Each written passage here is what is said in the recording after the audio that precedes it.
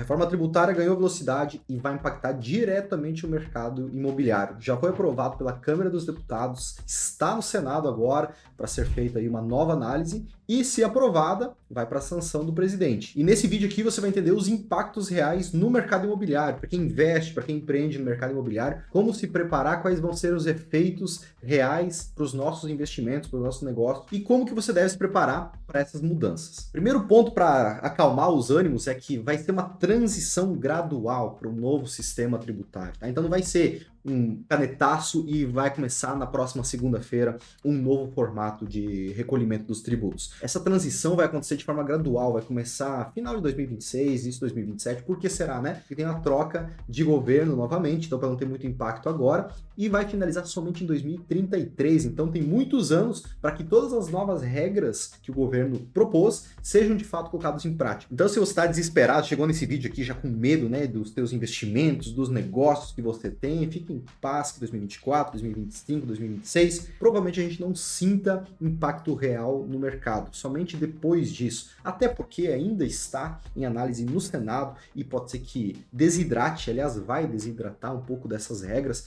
e tende a ser menos impactante do que o que foi aprovado no Congresso. Outro ponto importante, esse imposto, a mudança da tributação, ele é específico para empresas, ou seja, se você tem uma incorporadora, assim como eu, uma construtora, se você tem imóveis de locação pela tua holding, pela sua empresa, ou seja, transações que envolvem venda, transmissão de direitos, locação ou arrendamento, corretagem de imóveis, se você é corretor de imóveis, essas alterações são válidas para esses profissionais, para essas empresas especificamente. Supondo que você faz um investimento na tua pessoa física, continua valendo a tributação sobre o ganho de capital. Por exemplo, você comprou um apartamento por R$1 milhão, vendeu ele por R$1,5 milhão, depois de 1 ano, 2 anos que seja, você pagou para o corretor ali 5%, né, do R$1,5 milhão, 6%, vou colocar 5%. Você pagou para ele 75 mil, né, devolveu para o teu bolso aquele 1 milhão que você investiu lá inicialmente, então sobrou um ganho de capital de R$425 mil. É sobre esse valor que continuará sendo tributado o ganho de capital, que é 15% do imposto de renda da pessoa física. Nada muda para você, então fique em paz em relação a isso. A não ser que você, assim como eu, investe no mercado imobiliário através da pessoa física e empreende na pessoa jurídica no mercado imobiliário também. Por exemplo, eu construo prédios, casas para venda e eu também faço isso na minha pessoa física, porque o financiamento é muito atrativo. Então, nesse caso, eu vou ser enquadrado pela pessoa jurídica. Mas se você é de outro ramo, é um dentista, um empresário executivo de outro segmento do servidor público e você faz uma casa para venda de vez em quando ou compra um apartamento, vende, reforma, leilão, o que seja, isso não caracteriza uma atividade comercial da incorporação, da construção civil, do mercado imobiliário, e por isso você não vai ser afetado. Então, baixa teus batimentos cardíacos, que eu acho que já ficou mais calmo nesse vídeo, né? O argumento do governo, isso é meio irônico, né? É que o pagador de imposto, que vai aumentar o custo da tributação, é o malvadão, o empresário. É esse cara que vai ter tributação maior. O cidadão de bem, a pessoa física, né? Ela não vai ter custo de novos impostos. Mas a gente sabe que isso na prática não é verdade. Por exemplo, eu tenho uma empresa de construção, se o meu custo de produção aumenta somado à tributação, a tributação é maior, naturalmente eu tenho que repassar esse custo a mais de produção ou de imposto lá para a ponta. É assim com o insumo, é assim com o serviço, é assim com o imposto. Então quem vai pagar no final das contas, sim, é sempre o cliente final, um custo maior em virtude dos impostos, né? Mas esse é o objetivo do governo, entendeu? Em termos técnicos aqui, o que muda, tá? Nós temos um imposto chamado PIS/COFINS, nós temos IPI, nós temos ICMS, nós temos ISS, tudo isso deixa de existir e passa a ter novos nomes, que é o Imposto sobre Bens e Serviços e Contribuição sobre Bens e Serviços. IBS e CBS. Em outros países, esse imposto é conhecido como IVA, Imposto sobre Valor Agregado, e gradualmente, conforme aumenta o valor desse serviço ou desse produto, é feito um aumento substancial também dos tributos. Então favorece as camadas menos favorecidas da população, né, com um deságio do tributo, um imposto menor, e conforme você vai ascendendo na vida, né, no teu patrimônio, você vai pagando imposto maior e assim equilibra. O mais rico, teoricamente, paga mais imposto e o pobre, a pessoa menos favorecida, paga menos. Então favorece as camadas menos favorecidas da população, tá? Essa é a teoria desse sistema. Nesse IBS e também no CBS, o imposto máximo, a alíquota máxima para ele é 26,5% sobre receita. Então, se você recebe ali, vamos colocar um número, R$1 milhão, 265 mil, agora você passa a ter um sócio que é o governo. Mas não é 26,5%. Existem fatores de redução, existem redutores desse valor, tá?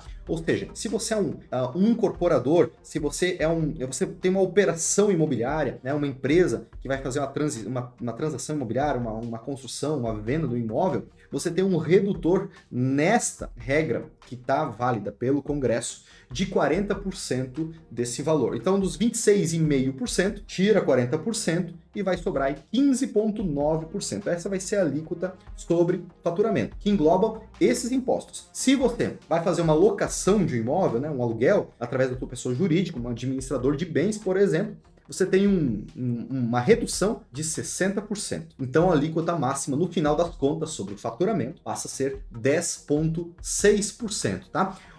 Os conselhos, né, a Associação Brasileira de Incorporadores, a CEBIC, os conselhos e também dirigentes, empresas, órgãos que trabalham na construção civil, no mercado imobiliário, nos investimentos imobiliários, estão buscando uma redução, uma desidratação, ou, no caso, ao contrário, né, um aumento dessa redução da carga tributária para o setor da construção civil, para o setor do mercado imobiliário, tá? Se hoje essa redução é 40%, né, para operações imobiliárias e 60% para aluguéis, o objetivo é que a gente não pague mais impostos com essa reforma tributária. E para que isso aconteça, o redutor da operação imobiliária tem que ser de 60% para operações imobiliárias e não 40%, e de 80% para aluguéis e não 60%. Assim, neutralizaria, ficaria elas por elas, tá? Porque nesse formato parece até que não ficou tão caro, só que existem impostos que se chamam CSLL e IRPJ, que estão fora desse bolo de impostos que estão sendo simplificados. Ou seja, além dos 15,9% que você, que eu vamos pagar pela nossa pessoa jurídica ao vender um empreendimento imobiliário, ao vender um apartamento, além disso, ainda tem que fazer a retenção ali, o cálculo, né, do CSLL e o IRPJ, que vai ficar um pouco mais do que isso ainda. Então, é bem considerável a mudança. A não ser, e isso é o que o governo quer mostrar, que se você declarar todos os valores que você teve que comprar, adquirir na cadeia da produção do teu serviço, do teu produto, por exemplo, um imóvel, você vai ter a redução desse valor e vai ficar meio que elas por elas, tá? Porque se você declarar que você fez a compra de fulano, pegou o serviço de ciclano, né, e teve tributação sobre eles, para não ter uma tributação em cadeia, você, teoricamente, vai ser neutralizado em termos de tributação, vai ficar elas por elas. Segundo eles, não vai mudar em nada, tá? É só uma readequação. Mas a gente entende que o governo, ele tem que ter interesse muito grande em arrecadar mais recursos para que ele não precise ficar focando no corte de gastos do governo. É muito mais fácil aumentar a receita